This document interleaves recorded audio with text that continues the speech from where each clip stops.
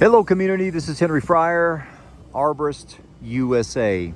We're looking at these very large Quercus stellatas, Savannah Post Oaks on this construction site here in Weatherford, Texas. We're doing a health assessment for these trees. What do you know where your TPZ, your tree protection zone goes? Well, it doesn't go at the critical root zone, I can tell you that right now, but that's the best we had at our availability because they made a road through here for the contractors.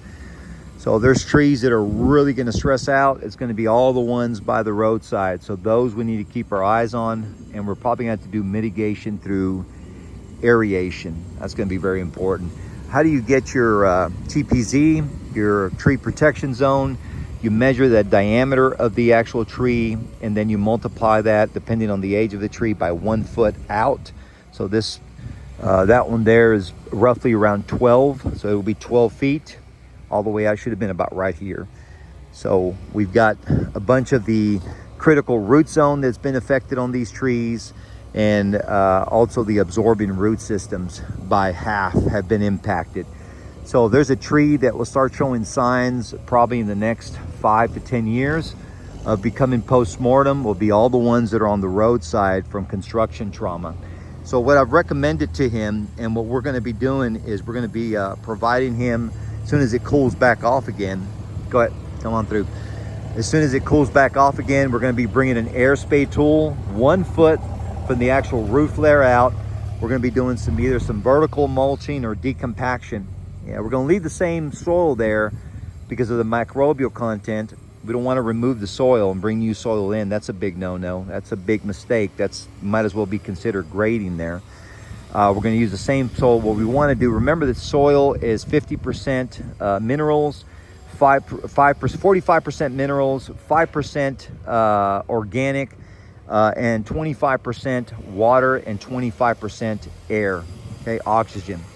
So if you don't have good coarse soil where it's breathable, that's where trees end up getting in trouble. And this would be non-breathable space right here on the roadside. We've got a lot of construction, a lot of vehicles and equipment coming through here. So mitigation for this process, treatment, systemic treatments only take you so far. They probably only account for 5 to 10% of your overall. They only account for about 5 to 10% of my overall plans when it comes to soil mitigation. But the way you do this is through a aeration system, through pressurized air. Yeah, it's called soil excavation is what it is. You break down the top layer 12 inches down, you aerate it, make air pockets in it, and then leave that same soil back in that place. Try your best not to heavily water right afterwards because it'll get compacted again. That's been my history with soil aeration, unless if you're in a drought, and then you probably want to do that. Trees like this here, the Savannah Post Oak, there's a good chance that they lose this one because of the high impact zone. This one here had no preservation. They were supposed to remove this tree. That's the reason why they didn't put a preservation on there. They were supposed to remove this one. They did not. So this one here has to be mitigated as soon as it goes back down to about 90-degree temperatures. We'll come back out here, and so we don't get any evapotranspiration from the actual soil aeration, because that's the thing. It's 106 degrees today, so you shouldn't be doing any aeration right now with these high temperatures, because you'll get evapotranspiration. Just means that the soil will become a lot drier.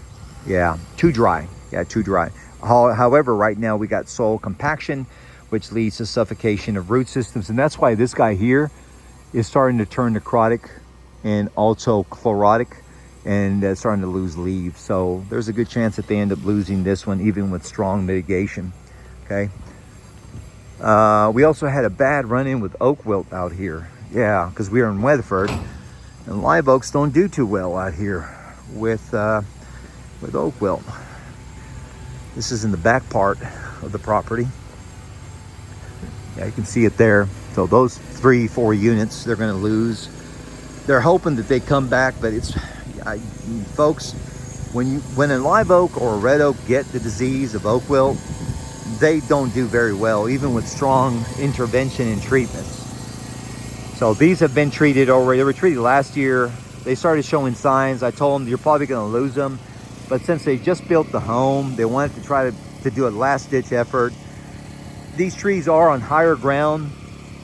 They still have green tissue, so that means that they're still active with the oak wilt. So that means drainage will come down and affect those down there.